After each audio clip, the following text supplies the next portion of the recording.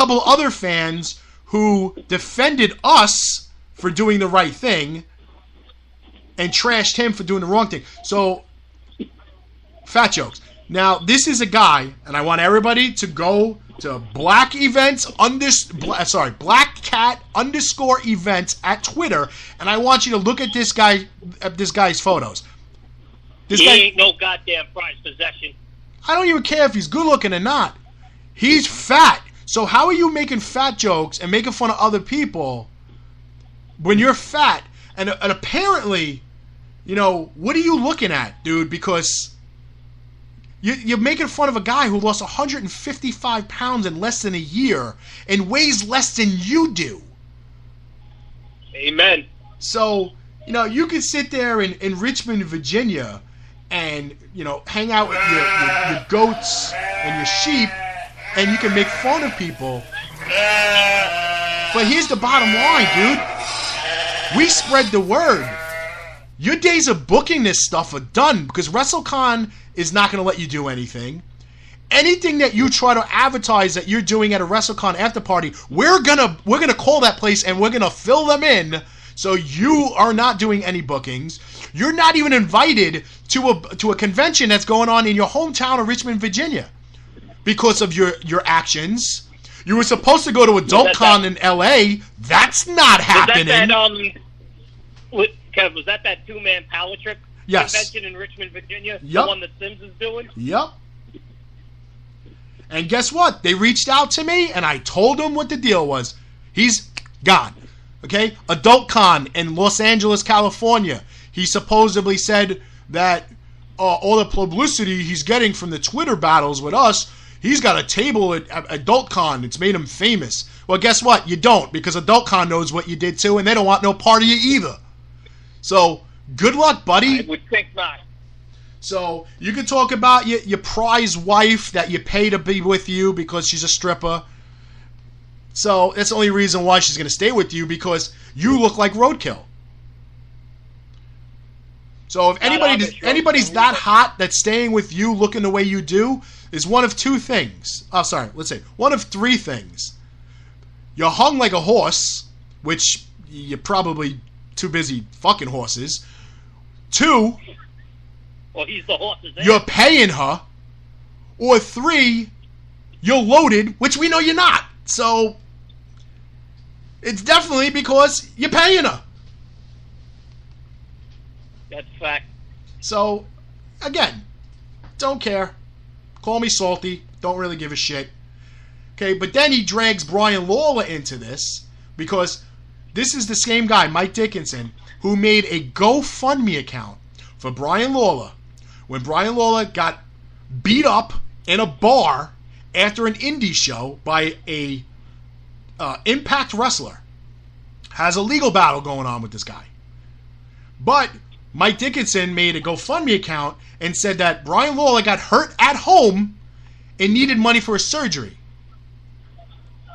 Then he got called out by fans who were there and knew that was bullshit. And then, of course, it made the dirt sheets and it all came out. And he canceled the GoFundMe account and basically said that this was for a totally different incident. But it was the same day in another state. Go figure. So now Brian Lawler, who apparently was getting messaged by a fake Brian Blair account, took to his Facebook page trashing B. Brian Blair about stuff that happened 15 years ago that wasn't even legit. Everything was legally cleared. But of course it's on the internet, so it's still there. So he's bringing all this shit, trying to trash and tarnish Brian Blair because it was the week that the Cauliflower Alley Club was going on. So he was trying to ruin it for him. So when I questioned him and said, dude, what are you talking about? I'm like, first of all, the account that you're arguing with is fake. Because that's not even Brian Blair's account. But he tried to say it was Brian Blair on a fake account. Because Brian Blair has a lot of spare time on his hands to make fake Facebook accounts to fuck with Brian Lawler. Okay? And, you know, he tried to I guess he tried to tell me off, but he was trying to stay polite at one point. But meanwhile, while this is all going on in Facebook threads, Mike Dickinson, who has me blocked on Facebook, is trashing me in the conversation, but hiding behind his name, so I can't see it. So the screenshot was sent to me, and Dave Mooch from MZ Promotions called him out and said, "Hey, Mike, you're talking all this shit about Kevin. Why don't you at least unblock him so he can see what you're saying and have something to say back to him?" And of course, he had nothing to say after that. It was just crickets. Nothing to say after that. Oh, yeah, he was stuck on stupid. Okay, and then within hours, I was now blocked on Brian Lawler's account. But not before Nicole Gerardo Mason, the AKA the grimace of wrestling fans, who has been telling everybody for the last 10 years that she's dying, decides she wants to trash me as well. Hey, Nicole, how about you worry about your husband going to wrestling shows and giving female talent roses after you trash me, and he's still putting money in my pocket while you're trashing me? So, you know what? Fuck you. You're a piece of shit. Pretty much. And she blocked me a while back because she's sitting there telling me she called Randy Savage a wife beater, told me that Eric Bischoff is racist and hates fat people. And I was like, that's funny, because I was almost 400 pounds last year in Orlando at Wrestlecon, and I was sitting next to Bischoff conducting business. So how does he hate fat people? Maybe he just hates you because you're a miserable, angry, negative grimace. His house is on the left side. And just disgusting. So that's where we are when it comes to Mike Dickinson, Brian Lawler, and I can't wait. I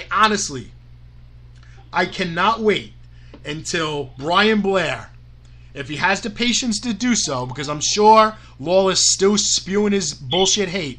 I can't wait to see that B. Brian Blair, former WWE Tag Team Wrestler, B. Brian Blair, suing. Kev, I got. All right, you gotta go. Anyway, yeah, I gotta run. All right, man. Talk to you later. Thanks. All right, man. Bye. That former WWE Tag Team Wrestler B. Brian Blair is suing former WWE star Brian Lawler for defamation of character and slander, because we all know that if you had to have an GoFundMe account opened up to pay your medical bills in a bar fight, we know you don't have the money when you get your ass sued. So how are you so stupid? How are you, one, stupid, and two, following around a criminal, a con artist of a promoter? Why? Because he gets you $400 booking somewhere and some VFW post in the middle of Pennsylvania or some bullshit place in Virginia that nobody's ever heard of?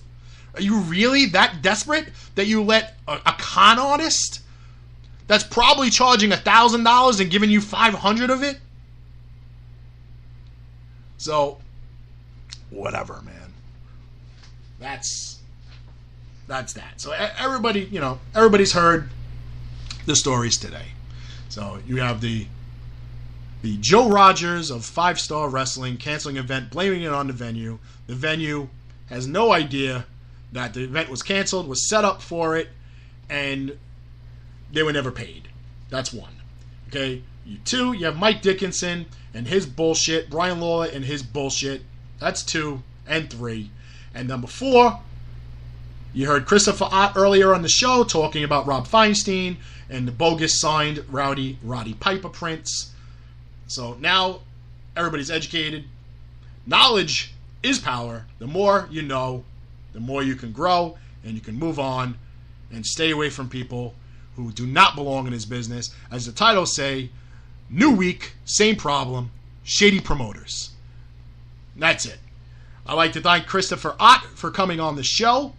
I'd like to thank RDP, Richie DeGreg, for coming on the show.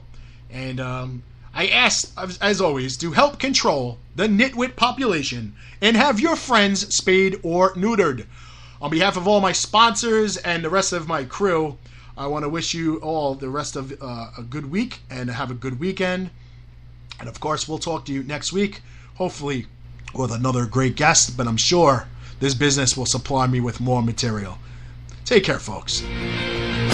WarriorsOfWrestling.com.